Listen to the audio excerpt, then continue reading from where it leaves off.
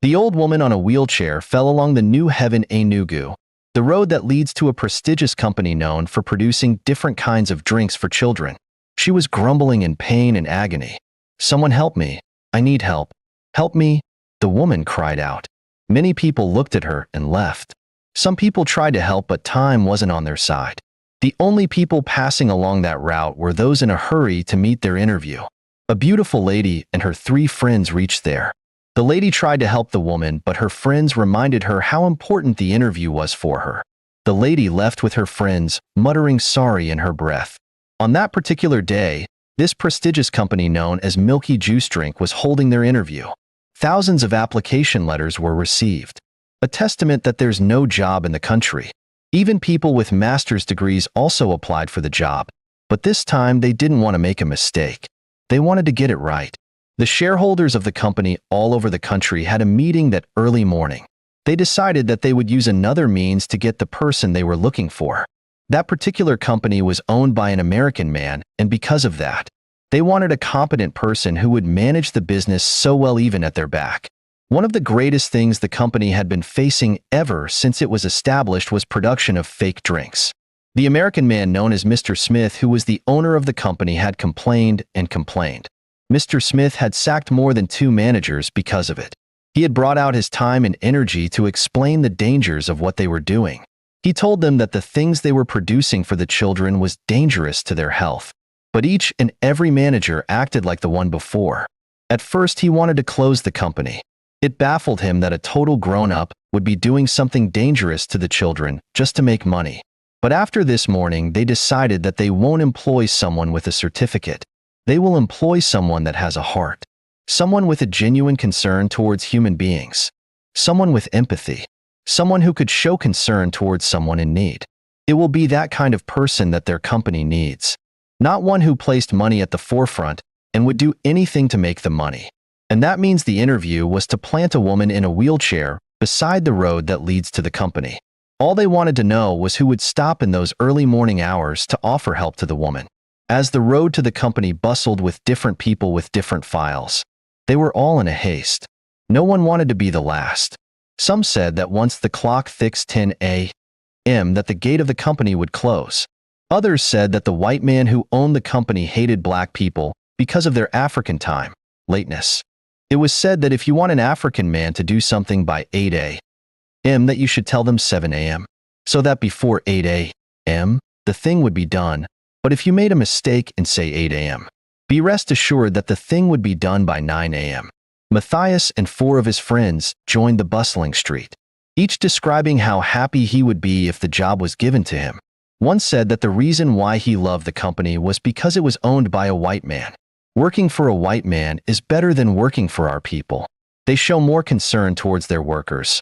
One of his friends pointed out, and they all agreed.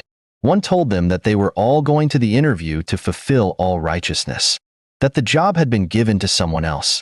He reminded them that good jobs in Nigeria were gotten by IM, meaning that you would know a person who knows a person who knows another person who knows the owner of the company before the job would be given to you.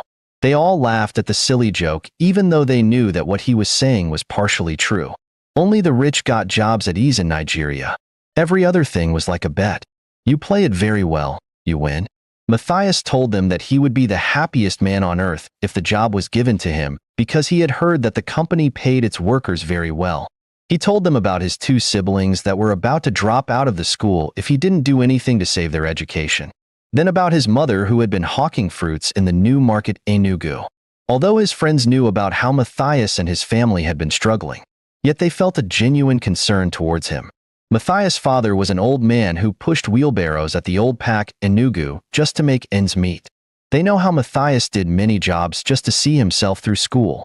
But even at that, they also wanted the job. They all need money. As they moved closer to the company building, a fierce cry broke the still air.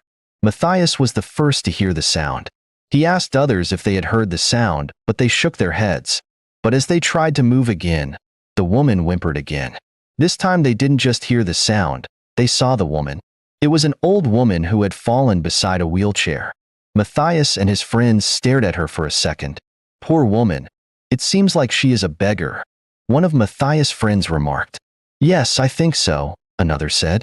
But we don't have all the time to help her, yet another said. We can help her. Instead of standing here to talk, let's help her. Matthias said. We are going to an interview, and a beggar could be bad luck. How could she be here by this time of the morning? This early morning. Something must be wrong somewhere. Another said again. Please, my children, help me. I need your help. The woman cried again and again. Matthias tried to follow his friends, but his legs stood rooted at the spot. He didn't know what happened to him. He wanted to help the woman, but what about his interview? There's no time for that. But there was another voice echoing through his mind, asking him to help the woman. He remembered one story that his mother shared with him and his siblings. It was a story about the day his mother fell down in the market while hawking fruits. His mother told them that if not because of a good Samaritan that helped her on that day, that she would have become a ghost. At the end of the story, his mother told them that they should never see anyone in need and left without offering their little help. Matthias' friends turned and saw Matthias staring at the woman. One of them yelled his name and reminded him how important the job was for him. They persuaded him to walk fast, but Matthias refused. Do not touch the woman if you need this job. This is how they cause bad luck to people. A tall man in a red long-sleeve shirt and black trousers said to him, Matthias, don't say that we didn't warn you. Matthias' friends said and left. Matthias moved closer to the woman and asked, I am here to help you, Ma. It is okay. The woman nodded her head. Matthias kept his file on the ground and helped the woman into her wheelchair. He didn't see anything or what happened to the woman, but the woman whimpered as he carried her up to the wheelchair. Can you push the wheelchair? Matthias asked with genuine concern. I can't, but you can go before you go late, the woman said to him. No, Ma. Let me take you to that shop where you could wait for your children to come and carry you. Matthias said and began to push the wheelchair. As they were going, the woman asked Matthias his name. He asked him about his family, his parents, and his siblings. Matthias told him everything, but something struck Matthias as the woman talked. Her voice sounded so normal. It wasn't like someone who was in so much pain a few minutes ago, or someone that had said that she couldn't push her wheelchair. He wanted to ask her if she was truly in pain, but decided to let it go. When they reached the shop, the woman thanked Matthias profusely and wished him well on his interview. Matthias nodded his head and began to run away to the company. As he ran, he pondered on what had happened. His mind told him that the woman was not in pain, that what the man on the red shirt said was true after all. The company's gate was open. Many people sat at the auditorium waiting for their turn to enter the interview office. Matthias entered slowly and walked up to the receptionist. The receptionist, a very beautiful tall girl, scanned him from head to toe and asked, What is your name? Matthias Otto, Ma. Matthias, we are done for the day. We collected the number of names we needed. The lady said absent-mindedly. Ma, please let me explain, Matthias pleaded. But the lady wasn't interested in his explanation. Matthias stood still, struggling to subdue the hot tears threatening his eyes. He swept his gaze around and saw 3 of his friends chatting. They didn't care to look at him, or perhaps they pretended like they didn't see him. Matthias heaved a sigh and walked out of the auditorium like a walking corpse. He didn't know if he should go or wait for his friends to come out. Finally, he decided to wait for them. He sat on a plastic rubber chair outside the building, watching as all the applicants left the place with happiness. He heard some people discussing the interview, that the thing they were asked wasn't hard. Matthias regretted his actions very much, but he handed it over to God. Perhaps the woman was a bad luck, he reasoned. When his friends came out and saw him looking dejected, they all burst out laughing. One even mimicked the way Matthias was looking at the woman. They told Matthias that the woman was a bad luck, that she was the reason he didn't get the job. Matthias stared at them without saying much. He listened to all they said. Perhaps they were right, he told himself. Matthias was inside their room in a modest house when his mother came back from hawking. From the look on his face and the way he greeted his mother noticed immediately that something was wrong. She kept her tray by the side and asked Matthias what the problem was all about. Matthias wanted to lie to his mother, but then he remembered that what his mother hates most was anyone lying to her. Without knowing how to say it, Matthias looked at his mother in the face and tears began to trickle down his face. His mother's eyes widened. He hadn't seen her son shed tears for over how many years. What's it that was making a full-grown man to shed tears? The woman moved closer to Matthias and patted his shoulder. She assured him that everything in life had a solution except death. His mother's words had a way it calmed him down, and he began to talk.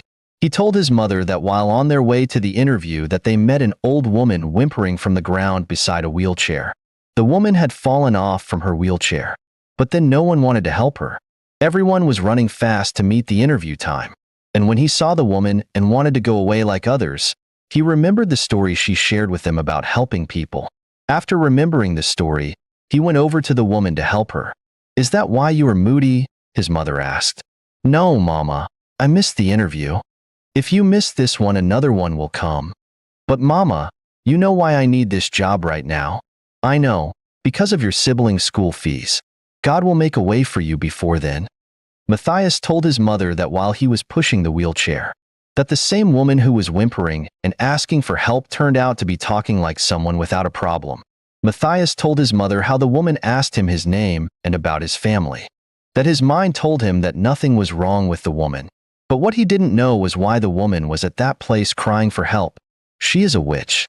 "A bad luck," his father said. Matthias and his mother didn't know that his father was at the door listening to their conversation. "My husband, you are welcome. What are you saying?"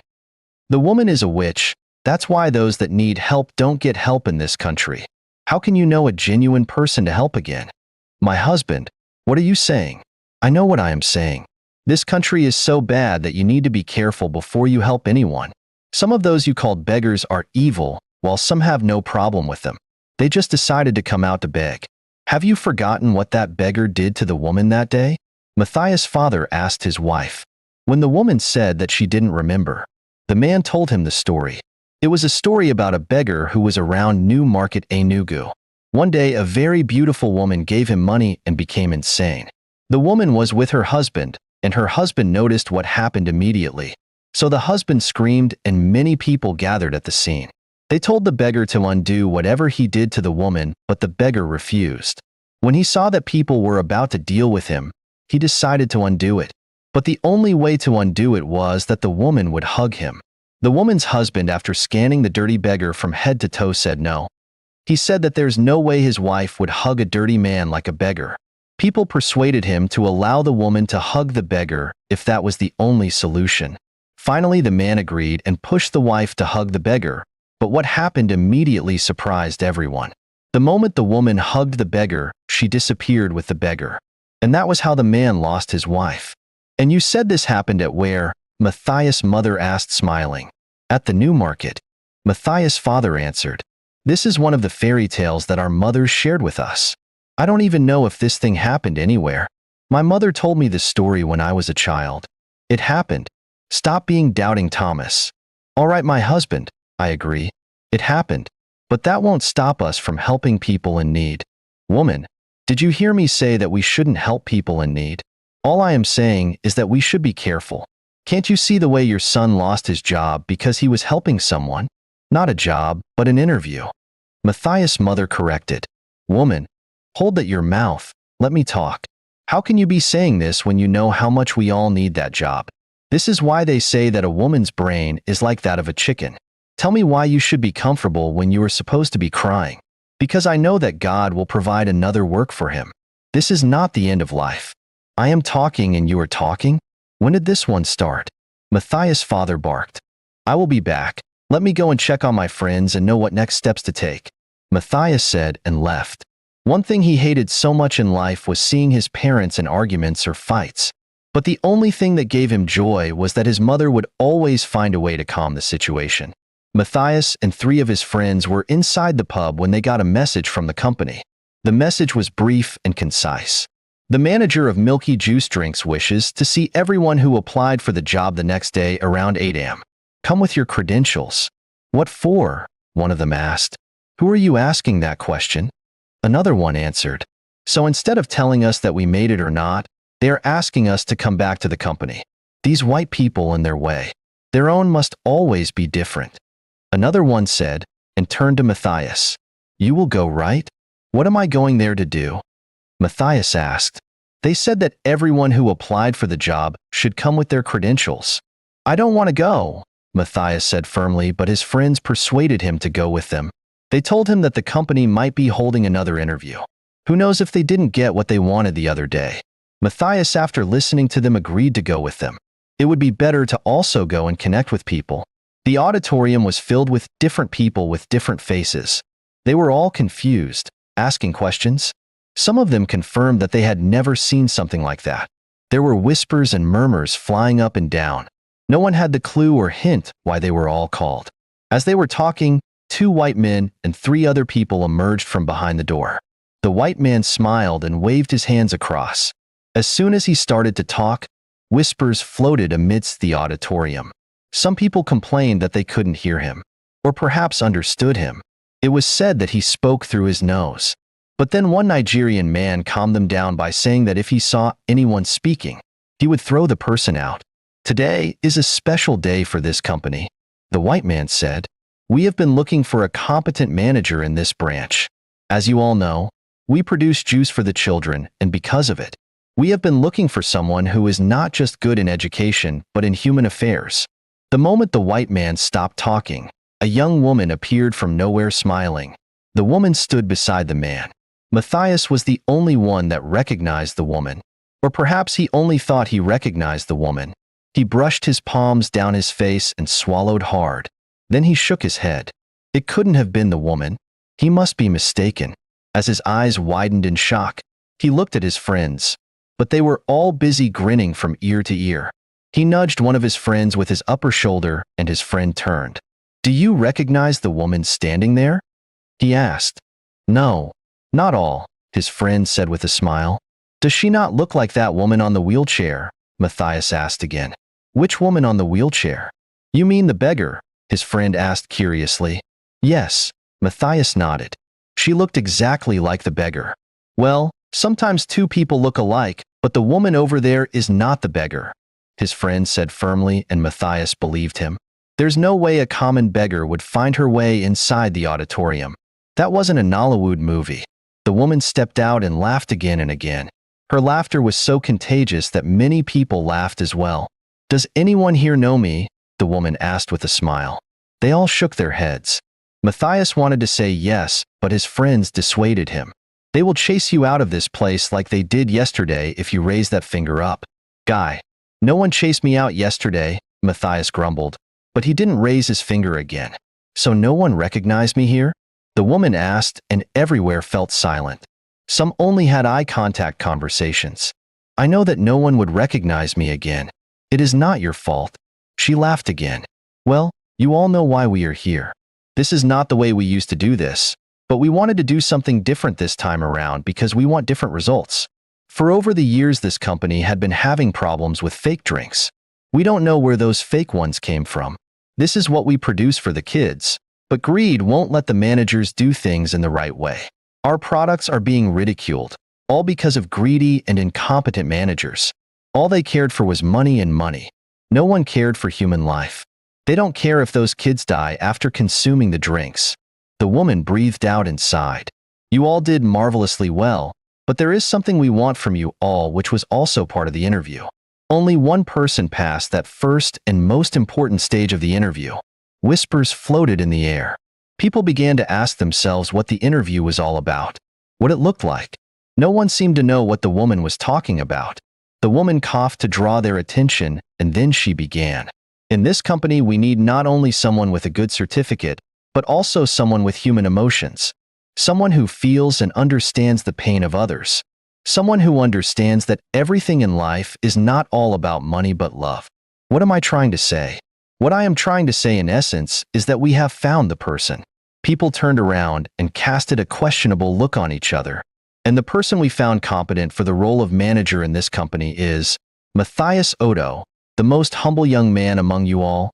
Matthias froze, his eyes widened. He didn't dream of such. Was the woman dreaming, or what? His friends nudged him, and his heart skipped.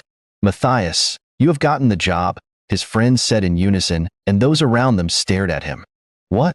Matthias asked like someone in a dream. "Matthias, go. They are waiting for you," another of his friends said, and gave him a gentle push. Matthias moved slowly like a walking core, his mind still wandering around. Could it be that he was right? That the woman was the very woman on the wheelchair? Finally, he found himself on the stage. He lowered his gaze on the floor. Still in doubt of what was happening, the woman touched his shoulder gently. "Do you recognize me now?" she asked, and Matthias gave a gentle nod. Then the woman turned to others. "I am the woman on a wheelchair pleading for help yesterday." People gasped. Some covered their mouths with their palms. A lot of people covered their eyes as if they were seeing an abomination. Matthias' friends were cut in the midst of happiness and sadness. They were happy that Matthias got the job, but sad that they didn't help the woman. In life, there's what we call empathy, humor, and love. Everything is not about money. Yesterday, you all were in a haste to meet up with the interview that you people didn't care for a dying soul. We must learn to help those in need. It is true that the world is dirty, but we must try our best to help people. The woman said finally. The white men and others had a handshake with Matthias. They congratulated him for his new job, handed him over some things, and then told him to resume work the next day. At home, Matthias and his friends sat outside his compound. His mother brought out a plate of jollof rice for them. She was celebrating her son. Matthias' father, who was against his help to the woman, was now happy that he helped the woman. He went out and bought palm wine and cola nuts. Some people in their yard joined in the celebration. Matthias' father prayed and thanked God for remembering his family. It was really a joyful moment for everyone that knows Matthias. What surprised people more was that they had never heard that an interview was conducted in that way. They all ate and drank to their satisfaction. They shared many jokes. And the next day, Matthias resumed his work. The white man found another apartment for him and his family. The company also gave him a car. His family was so happy. One day Matthias came back with a bottle of wine. He handed the wine over to his mother and said, "You are the reason why we are here today. Your teachings brought us here. I will forever be grateful to you, Mama." Matthias' mother laughed and replied, "Many parents taught their wards something good, but they always do otherwise outside. I am happy to have a good son like you." After his first salary came in, Matthias paid for his siblings' school fees. He stopped his father from pushing wheelbarrows and stopped his mother from hawking in the market. He opened a provision store for his parents, and they all lived happily. Lesson from the story. The hand that gives is the hand that receives, sometimes in ways beyond imagination. Never ignore a chance to help, for kindness might be the very door to your own destiny. A single act of kindness can open doors you never knew existed. Helping someone in need today might be the key to your own success tomorrow. Hello, champions. I hope you enjoyed our stories. Please hit the like button, leave a comment below, and subscribe to our channel. Thanks.